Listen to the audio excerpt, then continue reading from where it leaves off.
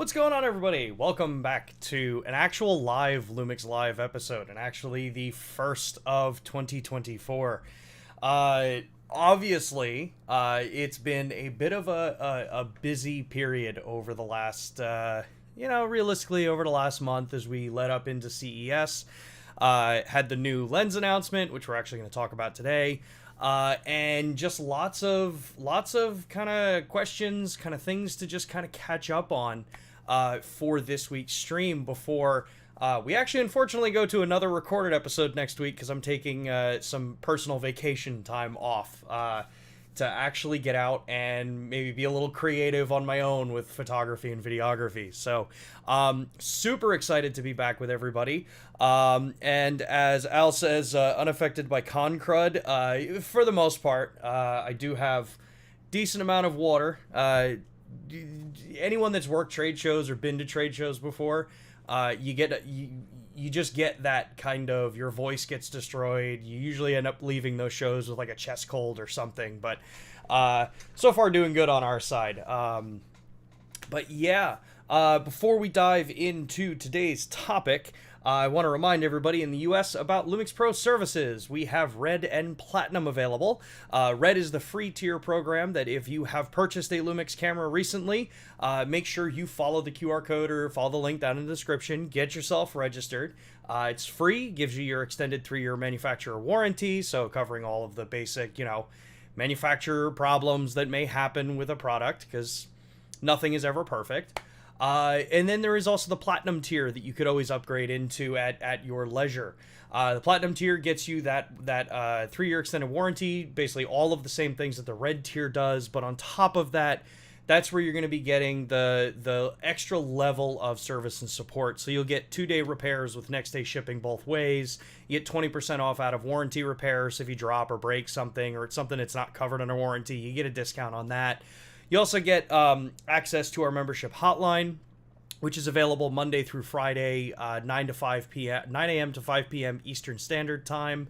Annual sensor cleanings, EVF calibrations, lens calibrations, firmware updates, all the kind of fun stuff that you do as you're getting yourself ready for a season, or if you just like keeping your equipment in tip-top shape. So yes, I encourage you to take a look at those two programs. We do have them available here in the US. They are open to Micro Four Thirds and full-frame cameras alike. If you are not from the US, you can always take a look at the global link that we have in the description below.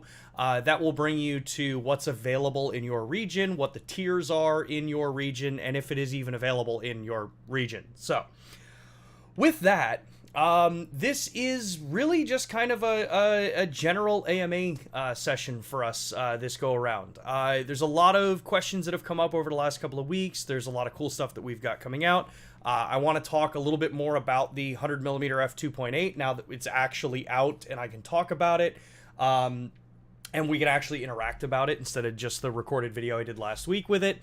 So if you have the questions, make sure to tag at LUMIX USA before them. Just helps me see them and go through them. If you don't tag it, I will try to get to as many of those as I can. But obviously anything that has the tag is going to get priority for the questions.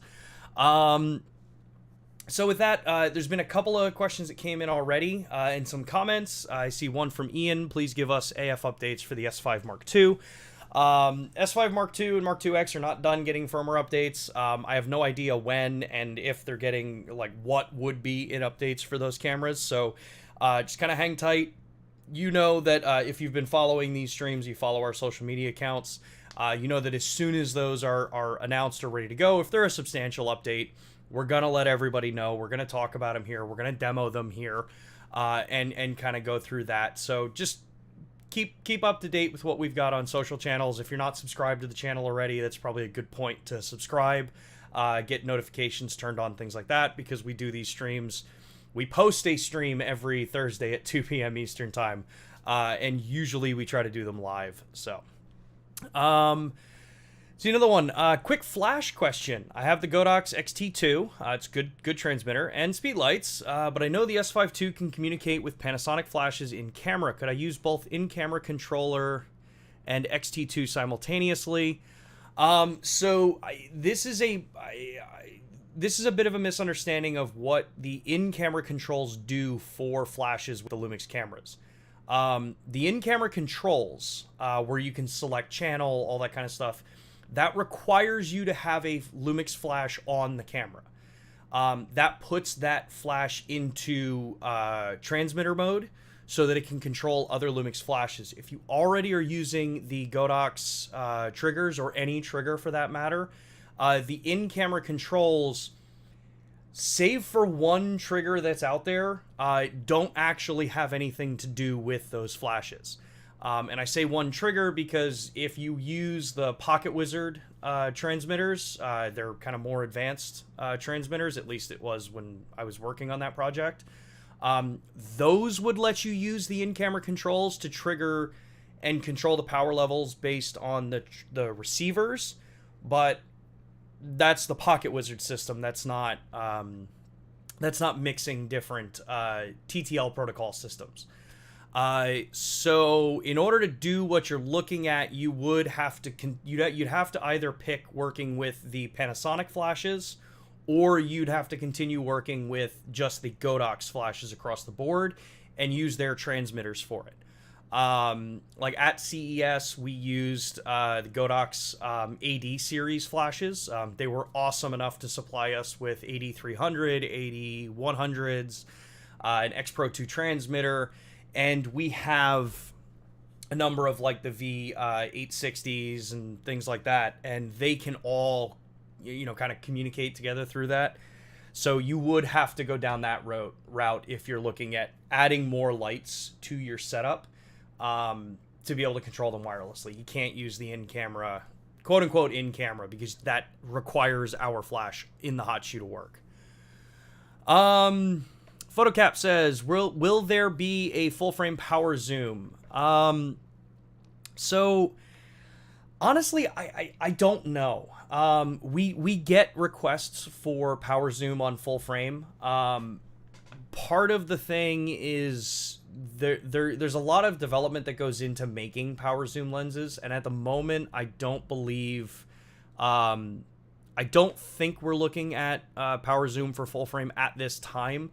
Doesn't mean that we're not completely, or that we won't ever eventually. But as of right now, I don't know of any power zoom lenses that would be coming in L mount from us. What I do know is that if you're working in more of a production broadcast side of the world, there are different attachments and different companies. Like we've talked about Data Video, Telemetrics, some of these other companies that allow you to add focus motors to both the zoom and the focus ring, and you can control them like PTZs. But as far as something that would be what I would call like consumer oriented, unfortunately we don't have anything, and I don't know if we're going to have power zooms specifically for the system at this point. But the more that people ask for them, the easier it is for Matt and I to have those conversations with our engineers and our product planning team to show that there's an actual demand for things like that. So we will always push. We would love to see them. I know Matt and I would love to see power zooms for the system. We have a couple of them in Micro Four Thirds, but they're a little long in the tooth at this point. So DJ says, can you please clarify about the S5 IIX 30-minute record limit for OpenGate 6K? Why is it limited if an active cooling solution can exists? Can this limit be removed somehow?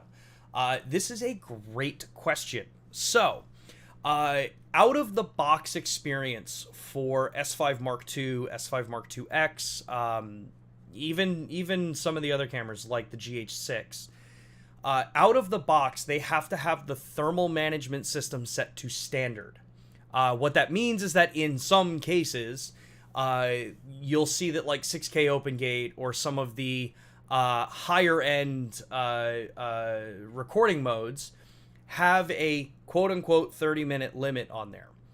The way you bypass that is just by going into the menu, and I'll hook my S5 IIX up in a few minutes, and I'll actually show you in the menu. The way you get around that is by going into the menu, changing thermal management to high, and then the time limits are gone. It's strictly a how it has to ship out of the box setup there. Making sure that everything kind of falls in compliance with safety standards, all that kind of stuff. But we do test the cameras to much higher temperatures. And you do get the little notice on the back of the camera that if you set it up, if you set the system up to high, you will get a notice in the back of the camera that says that ideally you do want to be cautious because the camera will heat up. Make sure, ideally, you're using a tripod or a monopod. You don't really have to. But there is the statement on there about when you go into the high temperature mode. So yeah, DJ, that's how you bypass the limit on the cameras. They have to ship with the standard thermal management out of the box. Michael says, love your cameras. Just want to let you know that I would love to see an EVA 2 soon. Any plans for that? The good old EVA 2 conversation. Believe me, a couple of us would love to see an EVA 2 or EVA 2.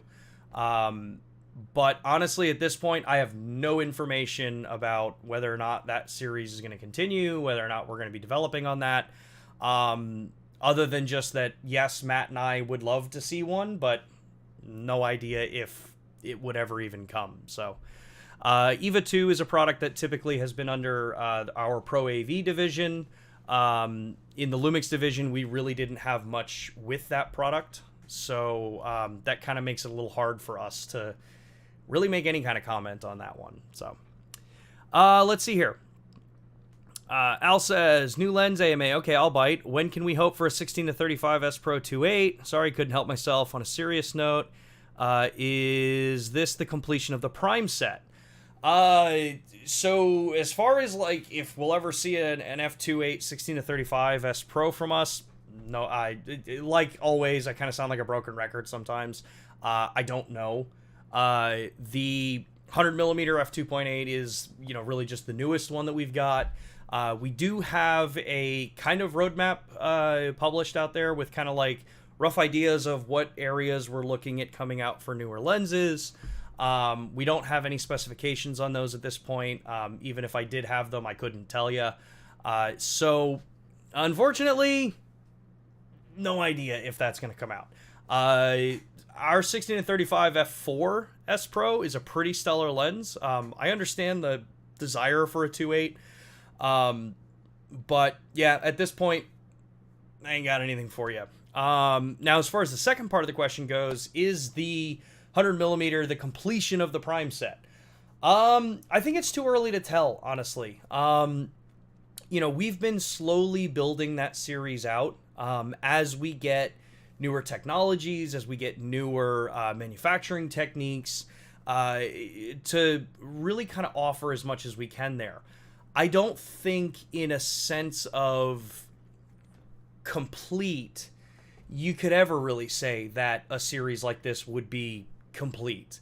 As time goes on, as we start to look at, what the, say the new dual phase linear motor gives us, what kind of flexibility that gives us, who knows? Maybe there will be more lenses in that series. Truthfully, I don't know.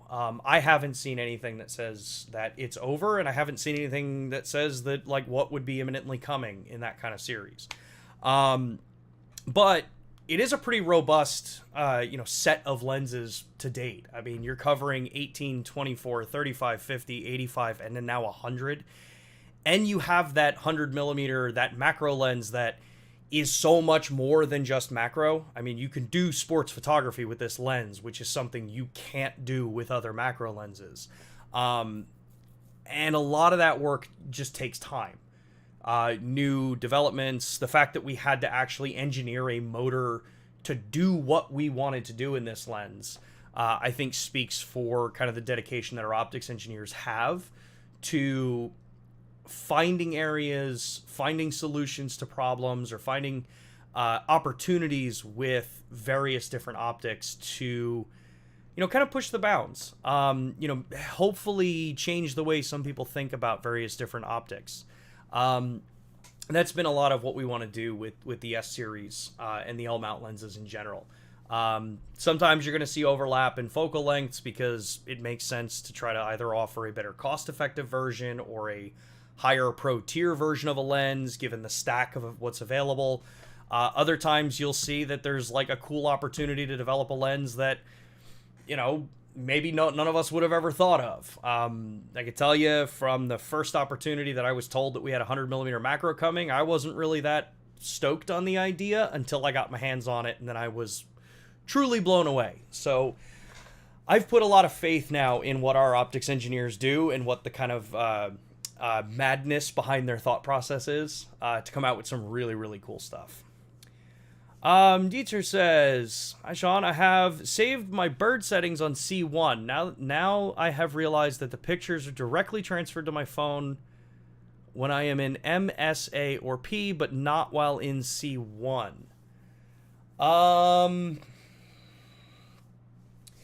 Okay, so while you're in manual shutter aperture program, you're getting them transferred to your phone automatically, but in C1 you're not.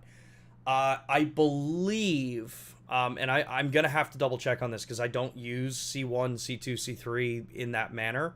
I believe what you would have to do is set the camera up with the with the transfer stuff running, save that setup as C1, and it should work.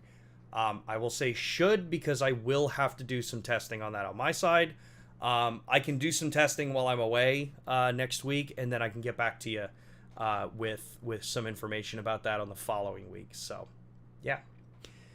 Let's see here. Can you do a video covering Ted Forbes presets to .q LUTs? I can't necessarily because I didn't get them from the presets. Ted was kind enough to send me a set that was being worked on to kind of try to see how they played on the camera. I've loved them, and I've had a couple conversations with Ted, so I don't want to speak on behalf of Ted. His presets for what he's got in Photoshop, Lightroom, Capture One are awesome. So in the meantime, they're a really good way to get at it. I don't know timeline or anything like that for if or when he'll have cube versions publicly. So yeah, it's about where it is. So I wouldn't really be able to give you any kind of how to convert them. I know that there are programs you can pay for that can take Lightroom presets and export them as looks. That's one way to do it, but I've never really played around with that. So let's see here. Al says, maybe not lens specific, which is fine, but is there a battery grip for the S5 II 2X available? I haven't been able to find anywhere. Yes, there is a battery grip available. It is called the BG1. It is the updated battery grip. Technically, you can use the same battery grip from the original S5, and it will fit, mostly. It'll function just fine. But there's a slight fitment difference between the two cameras because the S5 Mark II and the Mark IIX are slightly wider than what the original S5 was. So that's kind of, if you have OCD like I do with certain things like that, I'm glad I waited to get the new grip. But the grips are shipping. It's the BG1. As far as availability goes, it's going to really just come down to whether or not your specific dealer ordered inventory or is keeping inventory on hand. Accessories and grips and stuff like that are, back from my years of working in retail, are a harder thing for dealers to manage and keep on hand. Mainly because they usually don't sell as many of them as you do the cameras. It's not like a one-to-one. So check with your dealer. They would be able to tell you if and when they're going to be getting inventory of it. If it's not something that they were planning to put inventory on, sometimes just you mentioning to them like, hey, I'm looking for the grip, can be enough to say like, oh, okay, cool, we'll order some in, and then they'll let you know when they come in. But they are shipping, they are available, they are out on the market. So Toucan says, by the way, did you work for B&H back in the day? I think you helped me a while back. No, I did not work for B&H. I worked for a photo retailer in New Jersey called Unique Photo. That was probably almost 9 years ago at this point. Jay says, I am one who always asks about the implementation of constant preview and how the lag causes me issue as I shoot in the 2 to 4 second range all the time. I would love a demo on low light and astro.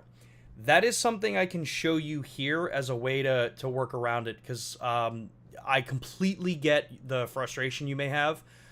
Constant preview is not what you should be using for astrophotography, and it's partially because the way we have things named in the camera that may be where the confusion is. So if you hang tight for a few more minutes, once I get through the last couple of these questions, I'm going to plug the S5 Mark II X in and we'll talk about some of that stuff.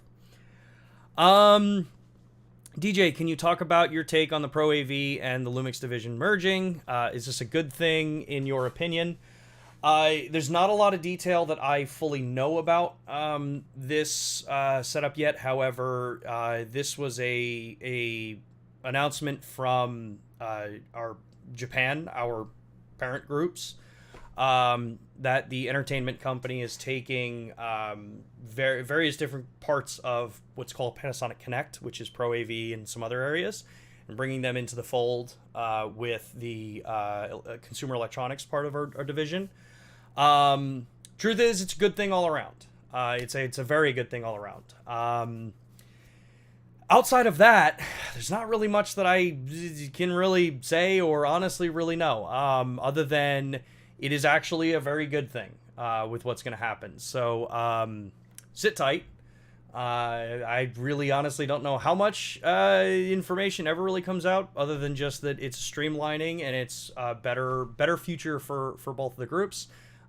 Because as far as Lumix goes, we've been doing great, and the consumer side goes. So, yeah, exciting times ahead.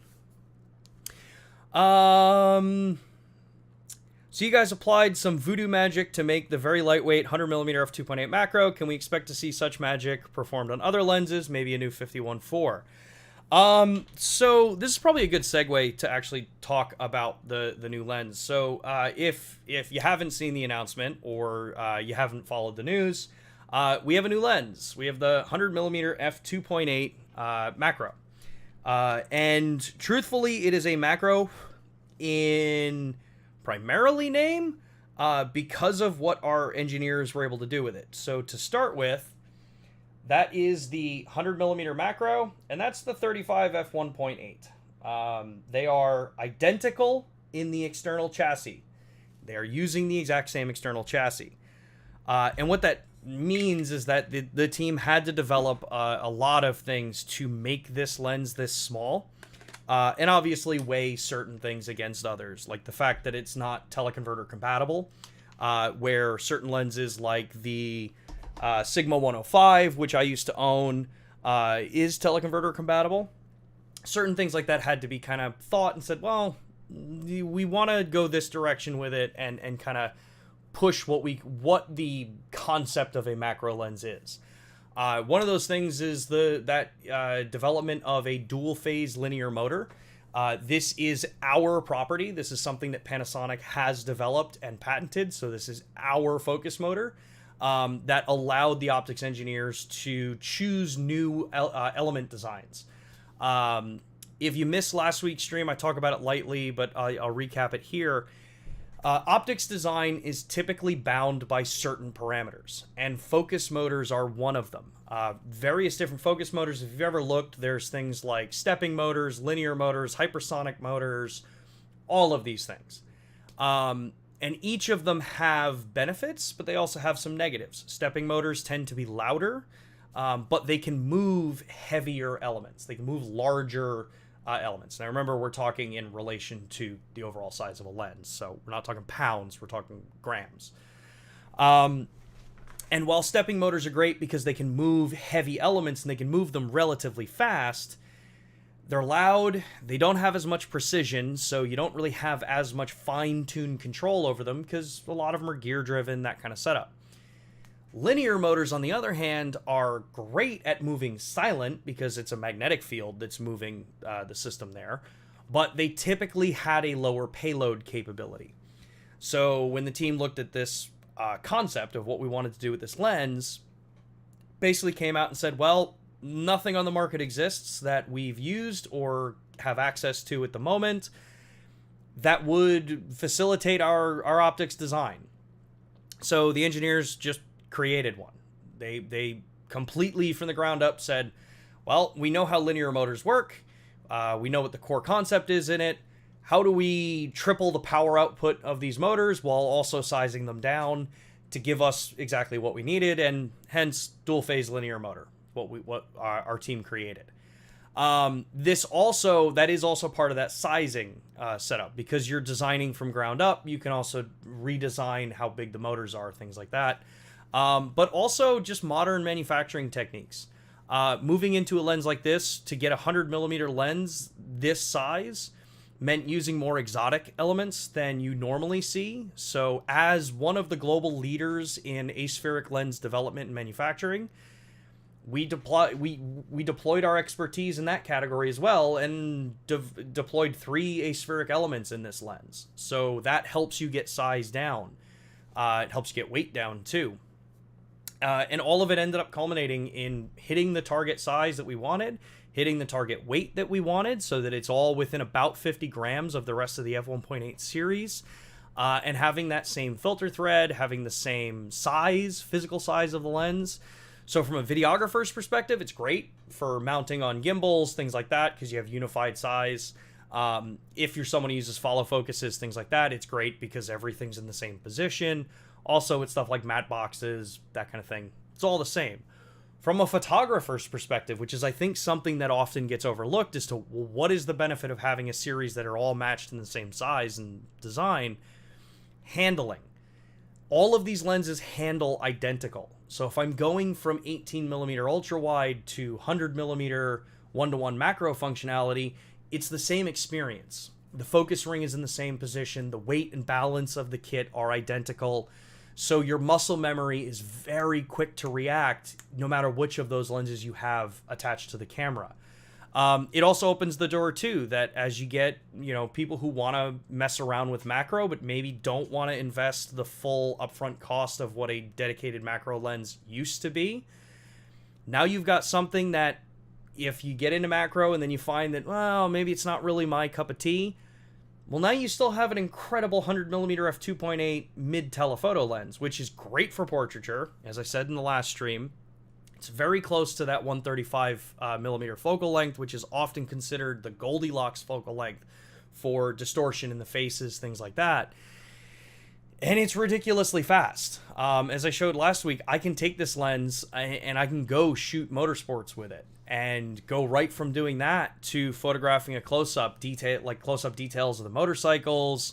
If there's the typical flower, butterfly, insect, things like that, I can hand hold this stuff.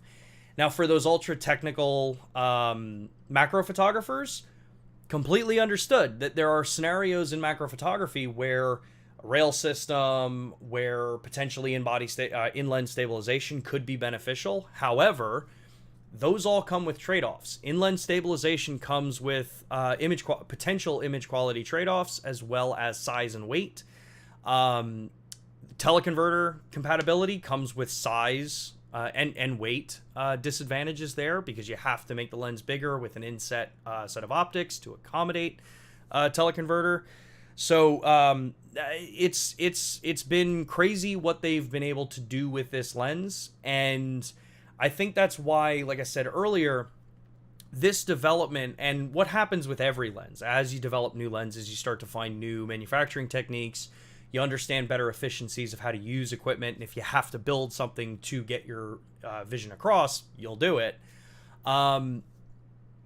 It would make sense that you'll see some of these things come to future optics. Whether it's, as you're requesting, DJ, like a 51.4 update, I don't know, because every brand is still going to have certain lenses that are like what are considered reference series lenses. And those, usually you're not getting too clever with the designs. You're working on what is the optimal piece for it. And in a case like that, a focus motor like this may not be optimal, because the goal may not be necessarily size it down to get the same image quality. The goal might be build the best lens you can. And that's where I think it's always going to kind of fluctuate. The 51.8 versus the 51.4, the S Pro versus the non-S Pro. there are going to be those that are going to covet and love the 51.4. I used to love and covet that lens. I still do to a point, but the convenience of the 51.8 is just so much greater in my opinion that I'm actually going to go out and use that lens, carry it day in, day out. 51.4 is something that I have relegated to just in the studio use now for portraits to a point, but more for like product shooting. So yeah, that's kind of the rundown on that lens. Brandon says, I use Blender and Unreal Engine for CGI. What is the best codec and profile for green screen on the S5 IIX? I'm assuming RAW, but is Vlog better than, say, Natural or Cine D? RAW technically will be better because it's not necessarily the color profile that you would be concerned about if you're trying to mix in with generated graphics. You want better color resolution. So if you're using in-camera, that's where you're going to want 422 10-bit, and you're usually going to want as high of a bit rate and high of resolution as you can to get that combination, which I believe is going to be 4K 60, I believe, on the S5 IIX. I have to double check. But you want to try to stick to 422 10-bit if you're using internal codecs. If you're going out over HDMI, ProRes RAW, Blackmagic RAW, to a point, they're going to be better for you because you're just going to get that much more information and flexibility with the file for when you put it into your suite to work with. It'll be easier to match into that appearance. Yeah, and then as far as color goes, if you end up shooting RAW, you're going to shoot log. You can't shoot other color profiles with log.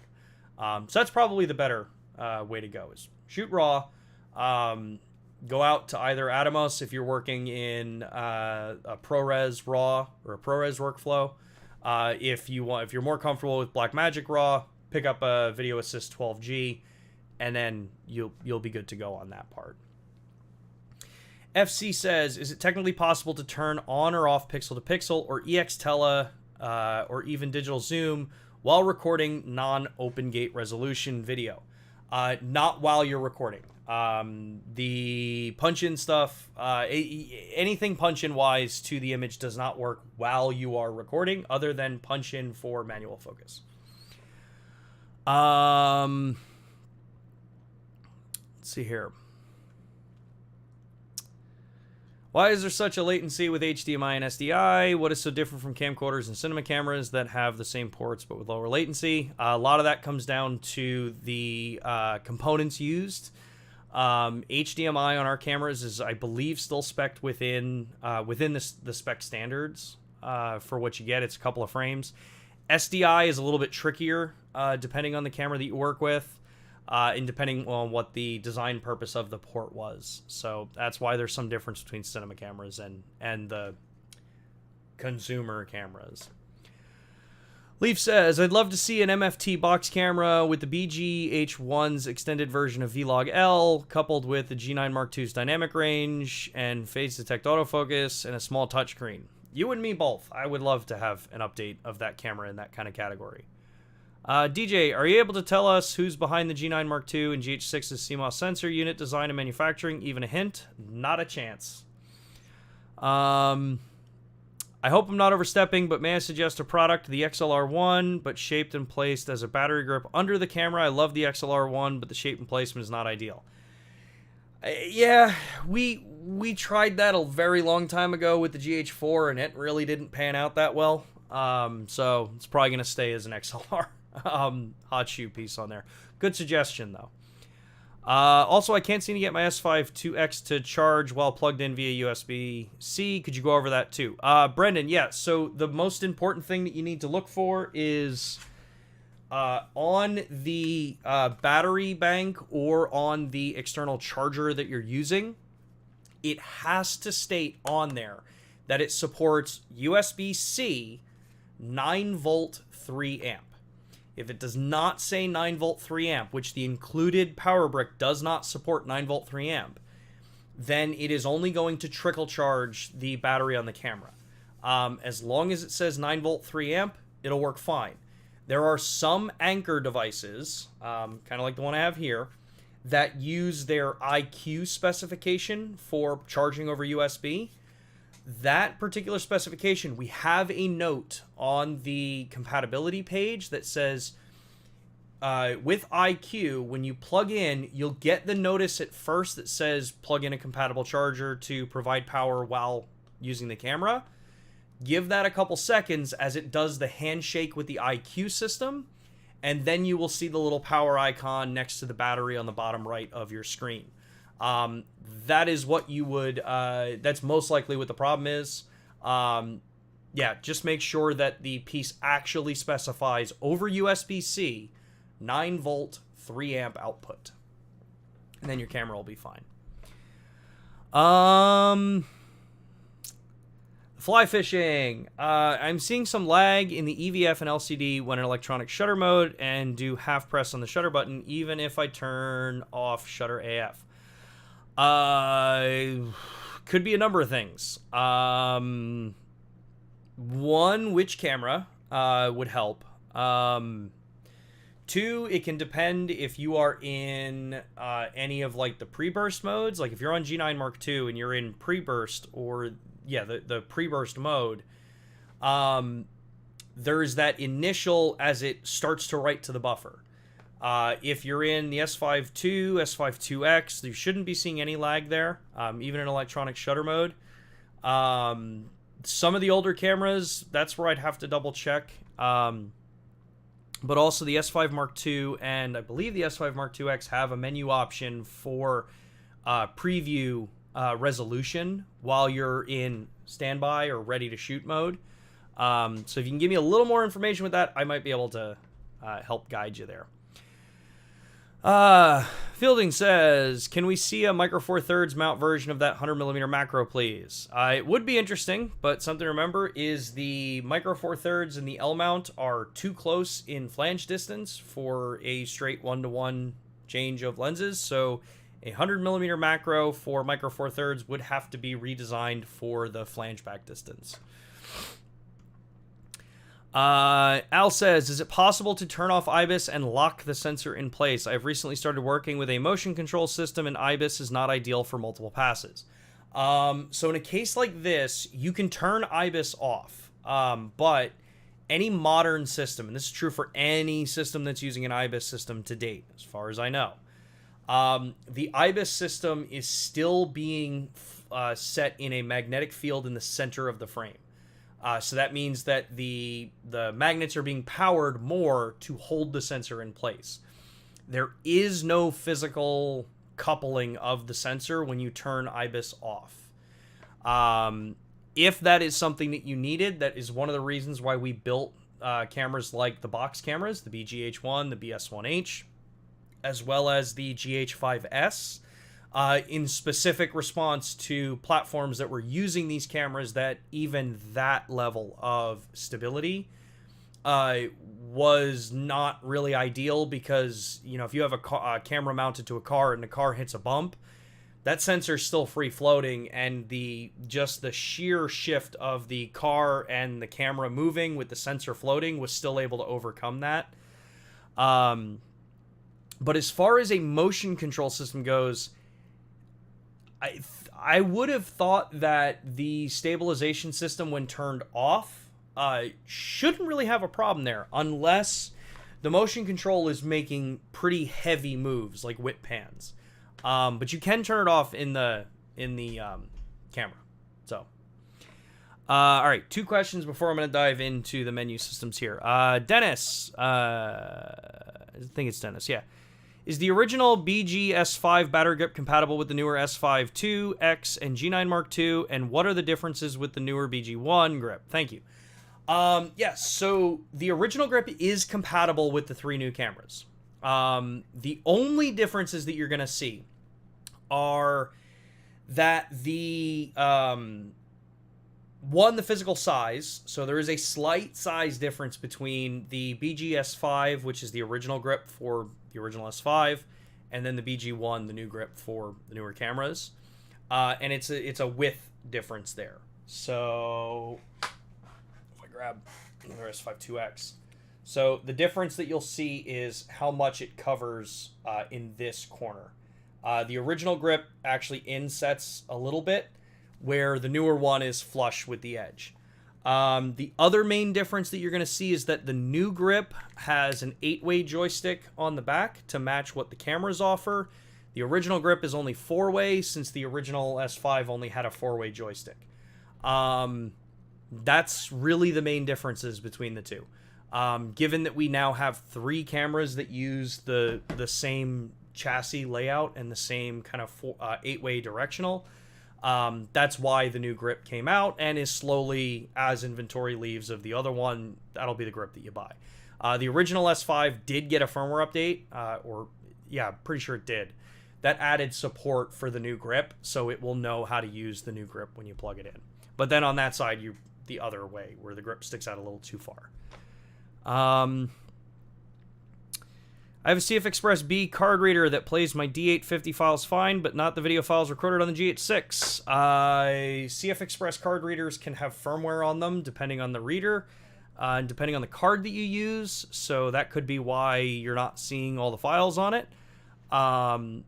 Also, you want to make sure that the card, if you're using it in the GH6, make sure that it is formatted in the camera, and you're not swapping between D850 and GH6 with the cards.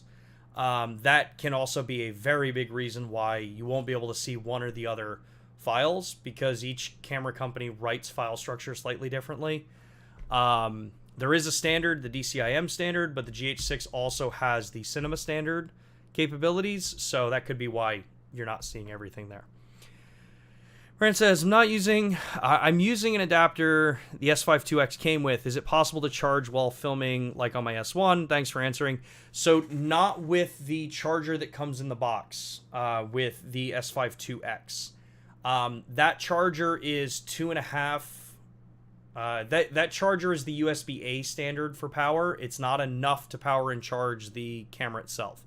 The user manual does call out that if you do want to charge over USB-C, you do need to get a 9-volt 3-amp compatible brick. And it can be something as simple as just getting a 9-volt 3-amp external brick. Like I have an Anchor one here. It's a little, wall wart that's got USB-C on the one end. This is that IQ3 standard. This will work with the camera for powering over USB. But with this one, like I said, because this is IQ3, this is where you'll get that little notice at first that says, hey, turn camera off to charge it, give it a second as that handshake finishes, and then you'll be good to go for powering while using the camera. All right, last question I'll take before we dive into the camera is from Plus. Can you talk a bit about the coating on the 14-28 regarding flare and ghosting? I'm looking into buying one for theater recording with lots of artificial light. Thanks. So yeah, the 14-28, we don't go into too much detail about the ghosting and flaring. Basically like the coatings that we use, other than their updated coatings. All of the S-series lenses are designed to a specific standard. S Pro gets the extra level of standard because those are what Leica has to deem okay into their category. But as far as ghosting and flaring, in my experience of using it, and like I've shot around Las Vegas with it, where you've got a ton of artificial lighting from all different directions, lenses like that are ultra wide are where using a lens hood is going to be way more important, because you do want to block out the light that is coming from too wide of an angle. But in general, the lenses performed fine in my understanding. Now, obviously, that's not necessarily your situation if you're doing theater recordings. But I can also say I haven't heard anyone complain about it. To be fair, I haven't seen a lot of people use a 14-28 for theater style recordings. Unless you're going to have this camera positioned way up front, like as a coverage camera near stage. In a case like that, the most important thing is just making sure that you don't have light hitting from too wide of an angle, because you'll be able to get any lens to flare and ghost. That is also a situation where I do not recommend using filters. Filters just exponentially increase your opportunity to get ghosting and flaring. because you don't really know. I mean, even really high-end filters, you can still get it. They're not always perfect. Yeah. And then FC, I thought I saw a new tripod grip from Panasonic on B&H. Which cameras are it compatible with? Yeah, the new tripod grip that came out, as an addition with the G100D. And for those that don't know, the G100D is an update to the G100 to bring things like USB-C to the device. So it's just updating the standard there. And then there is a slightly different EVF in it. It's actually an OLED versus the older LCD panel. So for some people, that's a much nicer viewfinder. For others, it's kind of a whatever. But the new grip that was announced with it just changes the end from USB mini type B to USB-C. So just makes it a little more compatible there. So with that, let's actually talk about, well, it helps if I actually have the external menu turned on my S5 IIX. Let's actually dive into some of the settings on these cameras here. That's not the menu I need to go to. We'll go here. Let's do... is it under here? It's been a while since I've had to go in and change this stuff. There we go. Now we got it. So, okay. So, talking about, some of the various pieces here. There was a question. I'm just scrolling back up so I can find that question that I said I would address. DJ's question. So, talking about the recording limit, the time limit recording for the S5 Mark II, Mark IIX, cameras like that. So, what you're going to do is you're going to go into the camera menu. You're going to go into the settings option, and then you're going to go to the monitor display page 1, and then you'll see an option here called thermal management. Thermal management out of the box is set to standard. If you want to remove that 30-minute quote-unquote limit there for the out-of-box, you're just going to come in here, change this to high. This is where you get that warning that says, while in this mode, the camera may get very hot. Prevent personal injury, blah, blah, blah. Make sure you're using it on a tripod. All the normal safety things that you would expect to see there. Once you turn this on, then you won't have the thermal, the 30-minute time cap on the recording. So that should be all you need to do to bypass that and get yourself set to record completely unlimited in 6K recording on this camera. The G9 Mark II does also have the high and standard thermal management mode. That camera is more susceptible to thermal than the S5 Mark II, Mark IIX, or GH6. And that's because G9 Mark II is not an actively cooled camera. But you do have the option to have the camera run at a higher temperature if you need a little bit more time out of the recording. Even in the high temperature, because again, we rate our cameras to 104 degrees Fahrenheit. If you are exceeding that, you can run into the case where it will tell you like, hey, recording stopped due to thermals. It'll tell you what items have been disabled as the camera cools down. But the good thing is the cooldown on our cameras is actually very quick, especially the cameras that have the active cooling, because you can just go into the menu and crank the fan to full and have it forcibly clear the heat out of the camera. But even in standby, you're going to be able to clear through any kind of potential thermal. In my entire time of working with our cameras, I've only had a camera thermal on me once, and that was when it was 113 degrees here in Austin. Outside of that, I've never had them shut off on me when outside of like G9 Mark II. G9 Mark II, I knew that camera in 104 degrees Fahrenheit, there was going to be a time limit there because that's what we've stated from day one with that camera. All right, now for Jay, was talking about constant preview and working for astro or night, any kind of low light scenario. So you have a couple of different tools in the camera. For those that have used it before, we have constant preview. Now in the newer cameras, you have a couple of different ways that this works. You have ways to assign what is being done for constant preview. If you leave it in default, which is the mode right here, it means that constant preview will only work in manual mode. What that will do is it will mimic shutter speed and aperture. And obviously, as Jay's pointed out, if you're working in the 2 to 4 second range, that's not ideal. Sure, you get to see what the image actually looks like, which is actually what constant preview should be doing. But if you're trying to work fast enough and all you really want to know is what the brightness level of the image is going to look like, or at least close to it, because you have to keep other things in mind that I'm going to talk about, this is where I turn all of my cameras to aperture, because I really only care with constant preview in my perspective in what my aperture is doing. I don't necessarily care what the shutter speed is going to look like, because I don't need the camera to mimic a 2 to 4 second exposure. That slows down composition as you wait for the camera to cycle every 2 to 4 seconds, because it's basically exposing every single time and showing you what that exposure was. So I turn mine to aperture for this, and then when I am using it, it gets turned on. Now, if you're going to be doing a setup for night photography, turn constant preview off. Instead, you want to use Live View Boost.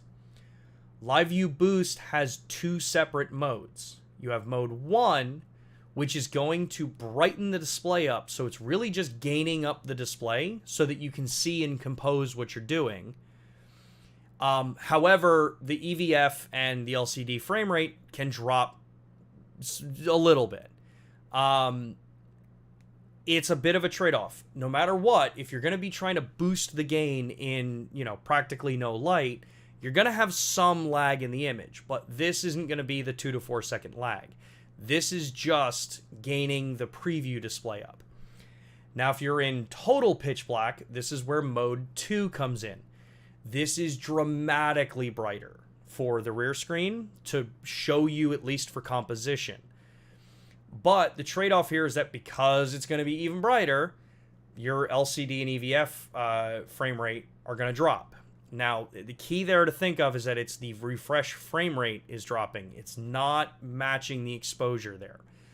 So for things like that, you basically have the choice. You can either have the camera mimic what the actual exposure is going to be to show you what light trails are going to look like, to show you what the depth of field is going to look like, or you can have the display be super bright so that you can compose your shot, and then you have to have your basic understandings of what am my shutter speed going to do if I'm 2 to 4 seconds, which most of the time if you're in a case like this, and from what I can gather with the way you've asked the question, you know what you're looking at. This would help you be able to kind of get around that, strictly so that you can compose. The other option that you'll see in here is that you have set, which is this will tell the camera when to enable Live View Boost. By default, it is set for only manual, but you can set it to also work in program, aperture, and shutter. Program, aperture, shutter, and manual. This is one where most of the time I tell people play with it. There are some cases where if you're shooting in aperture priority and lower light, you don't really need it. If you're shooting in shutter priority, you probably definitely don't need it. That's where it's that fine line of how dark or dimly lit a room is that you would bounce between wanting constant preview on or off. Now for me, in my quick menu here, I have constant preview actually programmed in here, so I can quickly turn constant preview on and off for my given scenario. To me, that just works a little bit easier because as you can see on the screen here, the lenses on modern cameras, they're going to show you a preview unless you turn constant preview on. They're going to show you a preview with the lens wide open. So that means that that's ideal for grabbing focus, that's ideal for showing depth of field, things like that. But then when I turn constant preview on, I set it, as I showed, to aperture priority because I want to see the aperture change. Now I can get a good idea of what is my depth of field doing. As far as exposure goes, I don't typically ever judge exposure based on the camera screen. I know some people do, not knocking that. But camera screens have a lot of inherent things that can trick you into thinking that you have a proper exposure. even when you don't. One of those being that while you're working on things like constant preview, you may be wanting to really kind of maximize and show like, hey, this is what the display should look like because I want my image to match as close as possible. The first thing that people always kind of forget to do is change monitor backlight from auto, which is going to respond to the lighting that the image that the eye sensor is picking up. If you leave that auto, it doesn't matter what you change the camera to. You're not looking at what the actual camera's recording, because now you're adding a third caveat into the conversation. By default, I take all of my cameras and I set them to ±0, so it is a constant brightness on the back of the screen.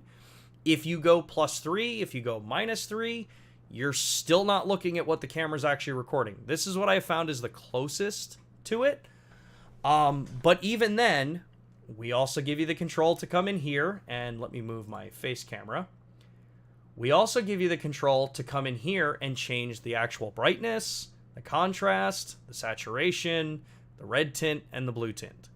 All of these, if you are really looking to get the proper look out of the viewfinder for mimicking what your images are going to look like, to how they would look on a calibrated computer screen, this is the level of control that we're giving you to actually play around and make those changes. But you have to remember to actually go through and do them. A number of times, I can't tell you how many times I've troubleshot things for people where the exposure's looking weird on the back of the camera, and it's usually that monitor backlight was set to 0, or was set to auto still. Or if you're looking in the EVF, your EVF luminance would be set to auto. Again, here, you set it to 0, then you're not going to have that blooming of the display, even when nothing changes in the camera. The other thing here, who was it that asked, was about the shutter lag. And I want to double check this on my G9 Mark II as well. But on the S5 Mark II and Mark IIX, we have an AFC live view option in here now. This is under the settings menu, and then under monitor display 1. You have image priority and speed priority. For anyone that's worked with the S5 Mark II or the Mark IIX and you've done sports photography with it, when we first launched the camera, there were initial reports about how you would press the shutter, it would hang for a second, and then it would take the picture. This is a direct add-in to the firmware to address that. You have image priority, which means that it's going to prioritize the preview that you're looking at as the highest possible resolution that you can. Speed priority lowers the preview display resolution so that you have, and this is for when you have the shutter button half pressed, so that it's more instantaneous for when you press that shutter to actually start the capture. This came on, I think, the first firmware version updates that came for the S5 Mark II and the S5 Mark IIX. But this is where it is in the menu so that you can access it later and kind of go through it. As far as the G9 Mark II goes, the G9 Mark II does not have the AFC Live View function there. So my best guess for... I feel bad for who was asking about that because I can't remember and find where it is. Whoever was asking, the fly fishing filmmaker. In a case like that, my best guess is that you probably have the pre setting on, unless you've replied back to me that you don't. That's probably where the kind of lag is. Pre, because you have to initiate the pre-buffer to start working, that might be where that lag comes from. But I can keep playing with these cameras. As I said, I'm going to have plenty of time to actually shoot and be creative with these cameras over the next week. So I will do some follow-up on that for you throughout next week for the following week's live stream when we're back. Let's see here.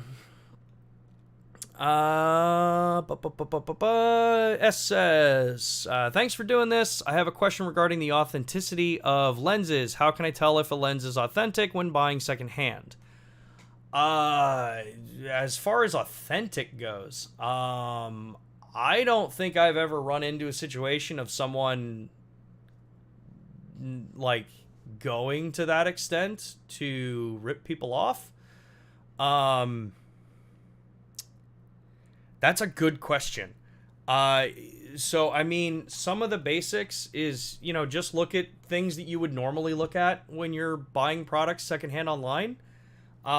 Take a look at, like, on the back, make sure the screen printing on any product, especially for lenses or accessories, make sure the screen printing is actually screen printed. Make sure that it's crisp and clear lettering. We use a relatively matte gray kind of screen print for this, and they do not wipe off. As far as serial numbers go, I don't know if we'll be able to see this, but that little gray thing there, that's the serial number, at least on this 20 to 60. So, look at the serial number, make sure it matches what serial numbers typically look like. And that's probably it. I mean, if you have the opportunity and you're buying it from, say, like a used general situation, if you can put the lens on the camera, take a picture, make sure the metadata is reading correctly, that's always a good thing.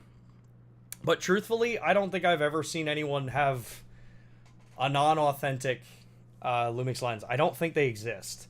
That being said, the other thing that you want to look out for is, so if you're thinking in the concept of, is this lens from the United States market? Is it from the European market? Is it from the Asian market? That gets a little more complicated. That is down into if you have the original box, because the model numbers on the lenses are going to be the same. So like the 20 to 60 millimeter lens is S-R2060, 20 to 60. On the box is where it's going to indicate whether or not it's a US market, whether it's a UK or EU market, whether it's a Japan market, Chinese market. If that's what you're concerned about, you got to kind of see the box there. The serial number can tell us if you talk to a service team. Yeah. And that's going to be warranty-based stuff, but the truth is, if you're buying secondhand, I don't think you can carry the warranty that way. I don't work in that side of the team that much, so I honestly don't know. But yeah, that's probably the best way to tell. It's rare that you're going to see problems with that stuff. Batteries are the thing where you usually see more people trying to pawn off knockoffs of camera batteries. I haven't seen any of our batteries being knocked off that way. But again, it's all the basics. Make sure that the labels look proper. Make sure that the certifications for the various regions look right. European batteries sold in the US have a different marker for recycling. Batteries in the EU have different markers for recycling. Same with Japan's market, things like that. You just kind of keep an eye out. Usually things stand out pretty clear when they're not official. But yeah, hopefully that helps. Let's see here. BF, hello there. I'm in Austin too, and I'm really excited about the solar eclipse. Me too. Hopefully I'm actually going to be around town for it. And I'm really excited about the solar eclipse. I've got my G9 Mark II and Leica 50 to 200. Do you have an opinion on using the 2.0 teleconverter versus just digital cropping? I do actually. With the 50 to 200, I actually recommend more often than not the 2x converter with the 50 to 200. The 2x converter gives you, for all intent and purpose, a 100 to 400.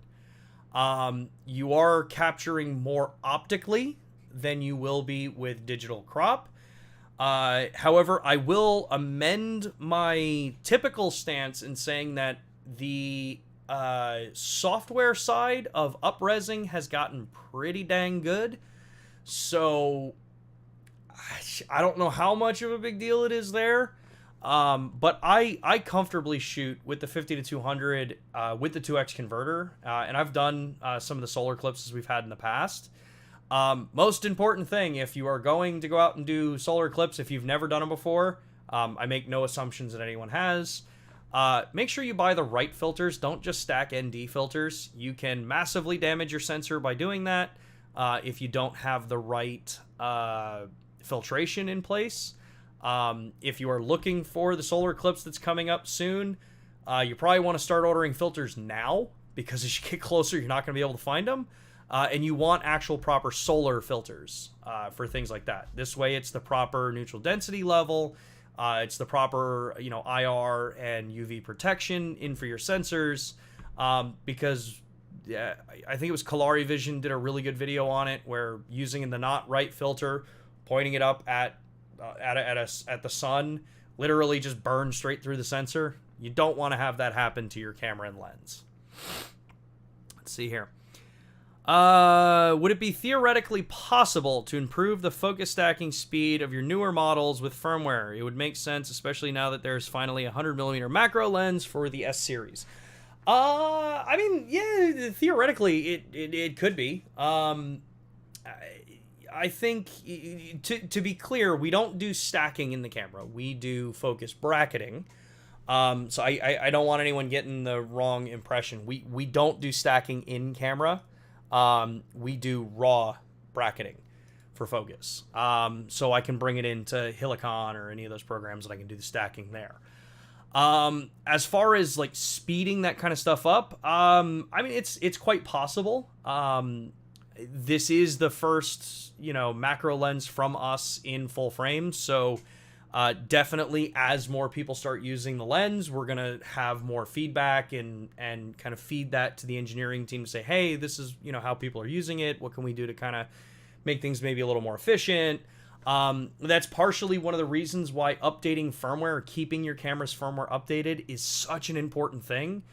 That, yes, there are headline things that get added in the, kind of changelog notes for it, but there are also a lot of times where just things are more efficient internally in the camera. As you take the time to go through, maybe they found a way to cut some of the processing for certain ways that the camera routes to do certain things, so it gets more efficient as time goes on.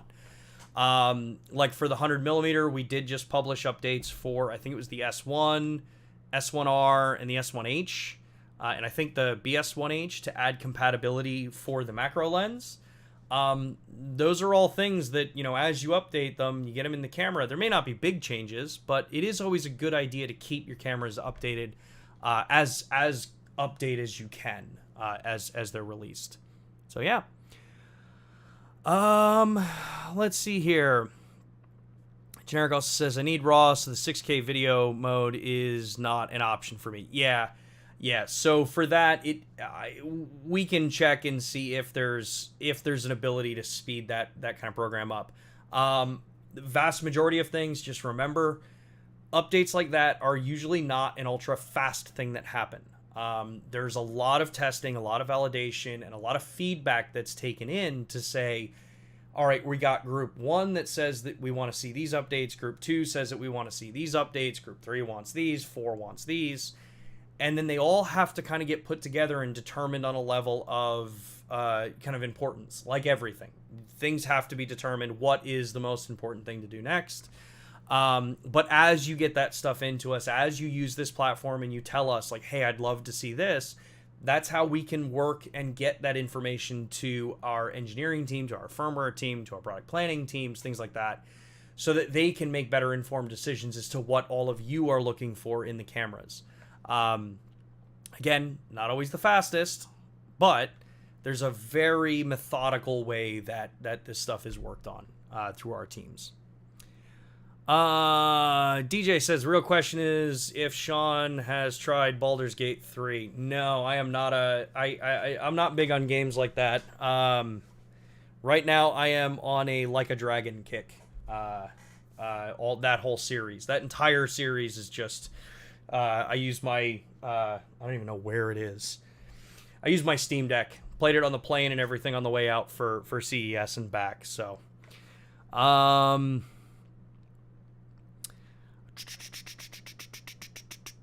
where else did we see? What is the most motion picture lens offered for LUMIX Micro Four Thirds? Since Micro Four Thirds gives the, well, if you're looking at from a LUMIX lens, so a lens that we make, it is the 10 to 25, 25 to 50. Those are probably the most cinema oriented lenses we have. However, they're amazing stills lenses as well. If you're just looking at what is the most cinematic or cinema-oriented lens that you can get, or motion picture lens for Micro Four Thirds, throw an adapter on it and you got access to the entire PL mount world. You can go spend $150,000 on a lens and you've got the most cinematic motion picture lens on there you'd ever want. Make it anamorphic and you've got access to actually some of the largest anamorphic footage you can get for the series. So let's see here. On the GH5 Mark II live stream option, could we stream to a custom RTMP in the LUMIX Sync app, or are we refined to PC Mac only to stream for YouTube, Facebook Live platforms? That's a great question. GH5 Mark II, you 100% have the opportunity to put in your own RTMP stream link. So, say for those that want to broadcast to like Instagram Reels or Instagram Live, if you have a creator account, Instagram now allows you to actually stream to Instagram from an RTMP server. You could easily just plug that information into the camera through the mobile app. Make sure your camera's held vertically for that, since that's how that platform works. And yeah, you'd be able to just stream from the camera to Instagram Live. If you're using Twitch, that's how I use the camera to stream to Twitch every once in a while. Manually entering in RTMP. The big thing is that you have the app on Windows that you can pre-program in, so literally just copy and paste the stream keys in, and then you can just load them on the camera. This way you wouldn't have to use the app. But yeah, the app allows you to do that. Will new autofocus motor increase usability of AF on contrast detect AF? It's a good question. I don't know. I mean, every advancement that's made hardware definitely does have benefits in various different systems. One of the reasons why those cameras got updates for compatibility with the lens is to make sure that it adds things like the manual focus control for it. So how far the ring is thrown, what degree of accuracy you want to work with. You know, that kind of stuff is what those updates get you. So, yeah. Let's see. Generic says, I love your products, but the focus bracketing speed is the only thing that bothers me quite a bit, especially since all the others are noticeably faster. A firmware update would be fantastic on the S5 Mark II. Yeah, it's definitely something that I will pass over to the team and get them update on it. As you know, we are a very we have been a very video-focused brand. Now with the S5 Mark II, especially the G9 Mark II, photography is getting a much-needed rekindle within the LUMIX brand. Not that it never was not important to the brand. It's always been important. But now we're actually getting more cameras out that do support a lot of the photography side. And it just kind of comes hand in hand as you start to reintroduce back into certain areas or re-put focus on certain ones. Yeah, teams always need a little bit of like kind of nudging, is like, hey, let's refine this, let's tweak that part of it. And what's awesome is that the team that I work with is incredibly supportive of how can we make it better. That's one of the reasons why we do this stream, is so that y'all have the ability to give us your input and say, this is what I want to see, this is what I don't want to see, and we can take it all into perspective with everyone's points of view there, versus what we know we want to do with certain products. So, David says, can we incorporate NDI on GH5, GH6? That I don't know.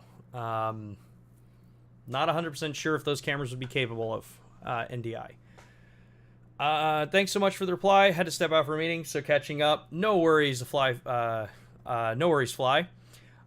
Just out of curiosity, what was Shutter Showdown shot on? That entire series was shot on S5 Mark II X. Entirely. It was that and Lumix 24-70s. I think some 70-200s. There may have been a couple Sigma L-mount lenses thrown in there. But cameras themselves were all S5 Mark II X's. Let's see here. DJ, I can smell the next photography high-end body, Sean. You know what we want it to include, at least partially. I'll be there no matter what. Nice.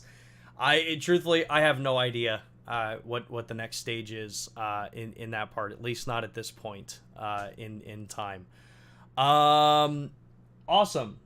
we are quarter after already now. So thank you everybody for the awesome participation in this week's stream. It's good to be back doing these lives, even if it's only for 1 week until the end of January. But programming wise, as I said, next week's stream will be pre-recorded again. As I said, I do need to take a little bit of vacation time, especially after CES. That is a grueling show. If you were out at CES, it was and we met. It was awesome to see a bunch of people out there. We had a lot of cool stuff out there and a lot of fun time in Las Vegas. Outside of that, if you like this stream, if you know of people who may be interested in joining this community, let them know. If you don't already and you think that we've deserved it, give us a subscribe to the channel. Costs you nothing, helps us out tremendously. If you like the content, give us a like, a thumbs up, hit the bell icon, all that fun junk. All it does is help us grow this channel, helps us just get to the next level of where I want to bring Lumix live. And then, next week's stream recorded. Week after that, we will actually be live again. And then following through that, we will be live pretty much for the rest of the year at that point. Save for a couple times that I'm sure I'll be away on a Thursday. For those that are interested, I will be joining a live stream with Caleb Hoover on February 5th, I believe. So if you go check out Caleb Hoover, Hoover Heights Media, over on Instagram, over on YouTube, I will be joining him for a chat. So I encourage everyone to go show him some love with us during the stream that I'm on there with. Even all of his regular streams. He's got some really cool content, really cool insights there, so definitely go take a look at Caleb's work and his live stream broadcasts that he's doing. Other than that, I hope you all have a great rest of your day. I hope you have an awesome weekend. If you're down here in the South like me, I hope you're weathering the cold weather fine. It did get cold for the South. And then other than that, yeah. See you all in 2 weeks live and recorded next Thursday, 2 p.m. Eastern Time, right here on YouTube. Later.